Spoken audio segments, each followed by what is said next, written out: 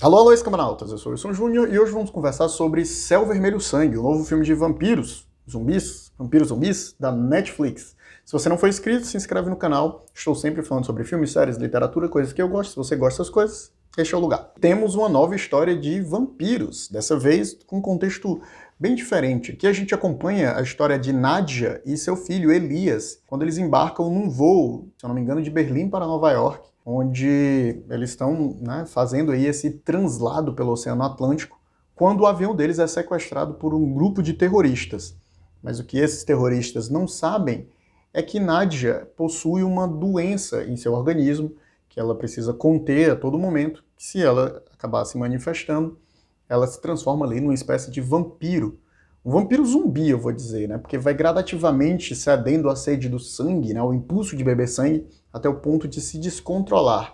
Devo destacar que eu gosto muito dessa premissa para um filme de vampiro, né? Eles têm ali um intervalo de tempo que eles precisam fazer a viagem, né? Para que permaneça sempre de noite, ou seja, eles saem de noite, chegam de noite, porque ela, né, se pegar sol, ela morre, como um vampiro deve. Pelo menos no Crepúsculo não acontece isso, né? Mas não é uma moda que pegou, então os vampiros continuam morrendo no sol, e isso é o que aconteceria com ela, caso ela pegasse sol. Por isso esse voo nesse horário, né? Esse translado que eles precisam fazer. Essa equipe de terroristas, a gente não sabe muito bem o propósito deles, ao que parecem são mercenários que estão culpando muçulmanos para que algum interesse seja impulsionado politicamente.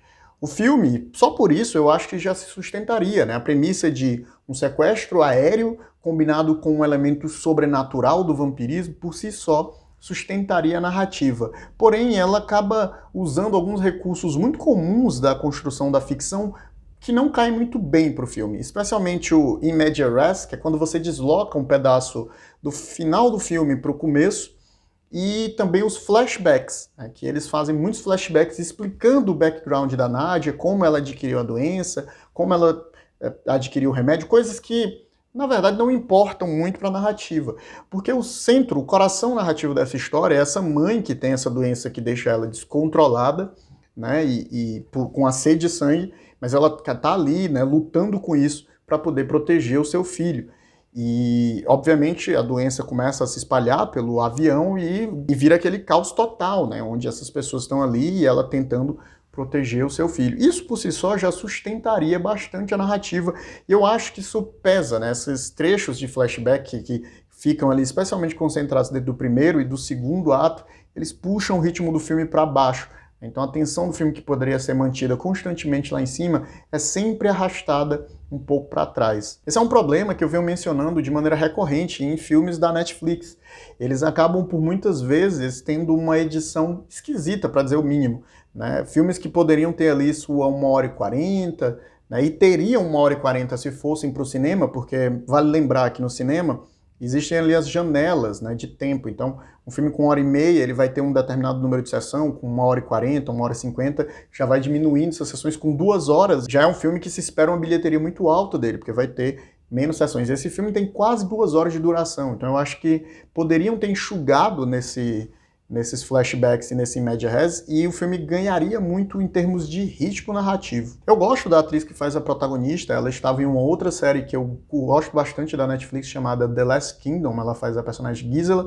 Eu acho que a atuação dela convence bastante, eu gosto muito da maquiagem, da caracterização que eles fazem, especialmente porque a transição da transformação, ela é bem gradual, né, e ela tem uma aparência do vampiro Nosferatu, né, que é aquele vampiro tradicional do cinema, e tradicional para quem curte o World of Darkness, né, o mundo das trevas do RPG, do Vampiro à Máscara, vai identificar ali, e ela vai passando por esse processo gradativo de transformação. A impressão que eu tive, por isso que eu brinquei com o termo zumbi no início do vídeo, porque essa sede aparentemente ela vai se prolongando. Quanto mais tempo, quanto mais ela se alimenta, parece que maior vai ficando a sede, mais a humanidade dela vai se perdendo, ela vai perdendo esse senso de humanidade, né, o contato com o filho, que você vê que no início do filme, apesar de transformada, ela consegue se controlar, né, se controlar bastante em relação ao filho.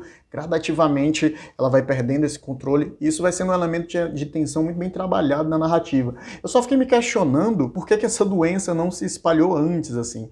né? Porque como é uma doença que se transmite muito fácil, né, na mordida, assim como num filme de zumbi, né, se você morde a pessoa, ela vai se transformar num zumbi, e é aquela coisa, né, tipo, parecia a sensação que o filme dá, especialmente com esses flashbacks, né, que vão tentar justificar, né, como é que ela consegue se manter, a droga que ela toma para poder se tratar e etc. Esse background que o filme tenta construir, na verdade, para mim, ele fragiliza esse eixo narrativo. Essa impressão que ele dá de que existem outros vampiros pelo mundo, outras pessoas com essa condição, mantendo-a controlada ou não, ela se sustenta de maneira fraca, porque no fim das contas você vai vendo o descontrole das pessoas que estão ali no avião e que vão sendo transformadas. Então, vira uma espécie de filme de zumbi, só que com o elemento do vampiro. Mais uma vez, né, cortar esses excessos narrativos, explicar de menos, na verdade, geraria menos perguntas como essa minha, né? Você não precisa justificar tanto. E eu tenho sentido muito isso, assim, em filmes que vão trabalhar qualquer temática sobrenatural, essa necessidade da explicação muito grande. E quanto mais você explica, na realidade, no fim das contas, coisas que não precisariam ser explicadas, ou você vai sempre incorrer em pequenos furos narrativos, ou o texto da narrativa vai ficar muito didático. Às vezes você tem que apostar no sobrenatural, e ele é sobrenatural porque ele é sobrenatural, sem tentar explicar minuciosamente como as coisas saem do ponto A e chegam no ponto B. Apesar de ser um respiro, especialmente em termos estéticos, em termos narrativos, para essa escolha da mãe e filho dentro de um avião, para a narrativa do vampirismo, eu não acho que ele alcança, por exemplo, o que o filme Cargo, que saiu pela Netflix com Martin Freeman, alcança para os zumbis, né, que vem ali num gênero que já foi muito utilizado, que estava meio cansado, mas para mim funcionou como um respiro, foi um filme que eu curti bastante. Esse, apesar desses elementos de novo, o filme ele acaba se tornando chato pelo seu prolongamento. É até estranho como eles conseguem desperdiçar uma premissa tão boa, né? Terroristas no avião com vampiros. Mas eles conseguem, assim. O filme não chega a ser ruim, eu não estou dizendo isso, ele não é necessariamente ruim, mas ele é arrastado. E para ser arrastado, o filme tem que ter um payoff de atuações, de roteiro muito grande, né? E não é uma característica que esse filme tem.